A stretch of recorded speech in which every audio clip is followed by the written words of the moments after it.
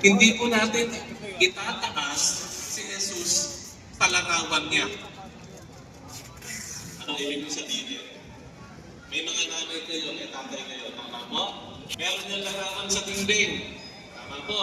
Kunyari, yung portrait ng nanay at tatay mo nasa dingding ng bahay niyo. Anong ginagawa niyo po ba? Binubuhat niyo yung tatay at nanay ninyo at iaharap mo dyan sa larawan.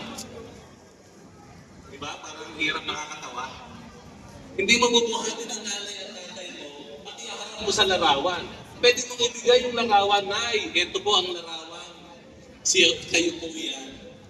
Ganun ang ginagawa natin. Kapag yung katawan mismo si Jesus, parang iniaalay mo pa sa imahe.